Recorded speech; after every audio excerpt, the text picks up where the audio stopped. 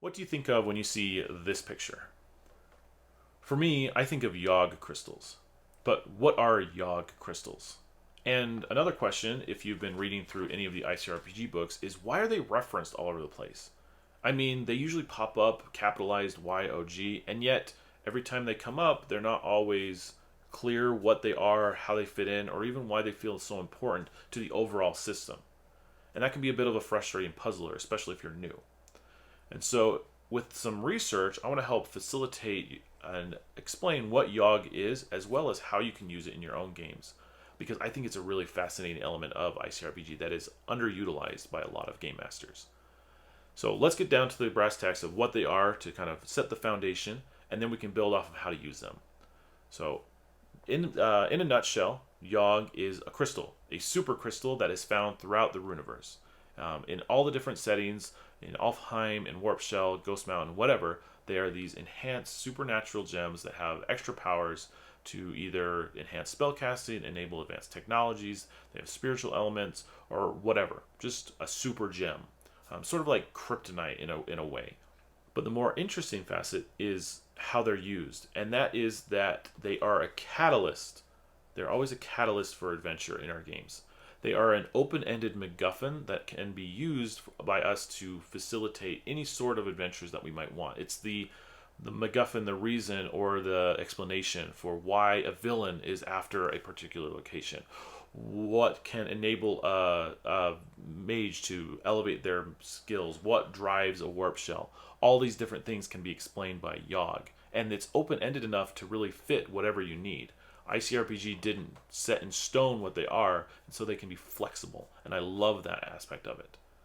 So let's look at a couple examples in the game, and then I want to share with you another few examples of how I like to use them. So let's talk about catalyzing your spellcasting in fantasy. In core, for example, you find that there are some spellcasting options, specifically schools of magic, and one of those schools is the School of YOG. Now, this it explains that these arcane forces of these ancient crystals requires two things. First, the crystal, and then an incantation.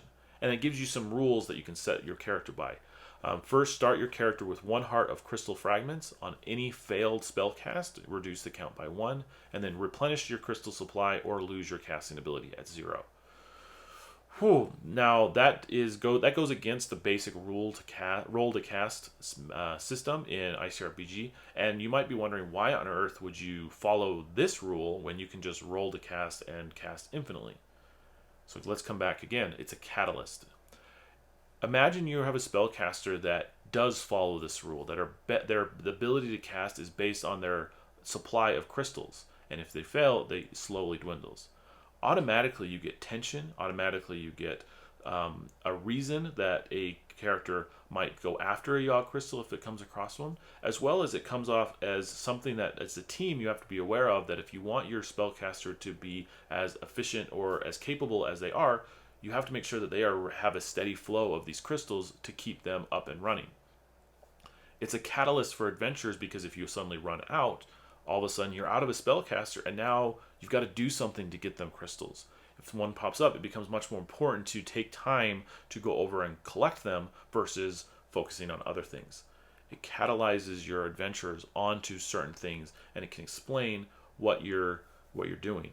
As well as if you understand YOG, then when your villain shows up and says, "I have a huge supply of YOG crystals," your players go, "Oh no! That's like incredible. Like the amount of YOG they have must allow them to do like anything." It's the infinity gems. It's whatever it can be. It's that level of understanding because you now have this MacGuffin that is tied into your setting.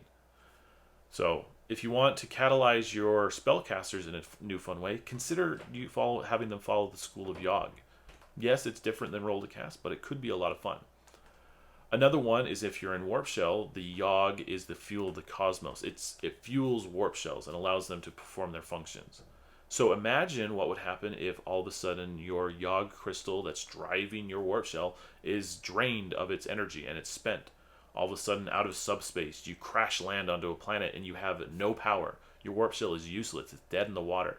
And you don't have all the extra supplies or things that you need and can rely on from your ship. And so it can catalyze this adventure to seek out new crystals. It can, reduce some of their flexibility or their resources and spur on some new fun moments as they struggle and have the tension to find new yog to fuel their ship. Or what happens if it's damaged? What happens if it's unstable? What happens if it does weird things and enables a dimensional fold or kind of goes sporadic? Again, it can be whatever you want it to be, and it can catalyze and explain these new adventures in new fun ways. It's a built-in tool for you to facilitate all of your great and fun ideas. Make it what you want it to be, and that's what I love about YOG. So wherever you are, even in Vigilante City or Blood and Snow, consider how YOG might be able to fit into it. What can you introduce to kind of facilitate your stories and use it as this MacGuffin? Whether that's in items, story elements, or whatever. It can really fit in all over the place. Now, let's think about some practical application, because those are some examples already in the book. One thing that I like to do when it comes to my own games is YOG makes a great explanation on how to elevate the challenge tuning of monsters or enemies. For example, if you are down in a cave and are fighting a bunch of ogres, then as you're down a little bit further, all of a sudden you see that your players are having a really easy time killing these ogres, and it's like, okay, how do I elevate this a little higher? Well, as you're in this cave, all of a sudden you find this vein of YOG, and it's, awesome. They get to collect a few, but all of a sudden they come across a ogre that has infused itself with YOG, and now you've got this super ogre that has these magical powers or these enhanced abilities, all because YOG has kind of changed their being, and you've allowed yourself flexibility to up the challenge tuning a little bit as they face this now YOG ogre or Yogre. I don't know. Another great example of YOG in other things is make it the central plot point for a villain. Think of a lich where they have gained power, and to take their plan to the next level, they have to collect a cache of YOG, and that you've set it out in the world somewhere that's really important to them. Their hometown has been based. Beneath them is a cache of YOG, and now this villain is swooping in because they've discovered that if they can clear it out, they can mine it, and then they can have all the power that they need. Again, a catalyst for a fun campaign or fun adventure or fun twist as they switch up in the arc. It really facilitates a whole ton of stories that you may have to come up with these other obscure ways of explaining it, but instead, if you can weave YOG through all of it, it can be a consistent, knowable thing that players are familiar with, and now all you have to do is say YOG and they understand some of the theming that comes with it. No matter what setting or system you're in, YOG can become a keyword or a tag for certain things to facilitate understanding, catalyze them into new ideas and to new things.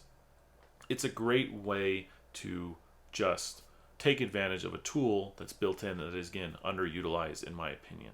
But what do you think? How have you used YOG in your games? Have you considered it? Have you brushed it to the wayside? Why?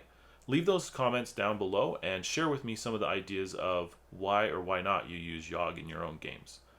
As well as if you want to find out a little bit more about some other useful tools for ICRPG, I recently shared about how to use ICRPG art cards in your own game, as well as if you want to know more about maybe making monsters, including YOG as an element to up their game a little bit, you can watch my monster making videos as well. But for now, we've got lots going on, and I hope you have a great chance to work on your projects. But keep those fires burning, and we'll see you next time.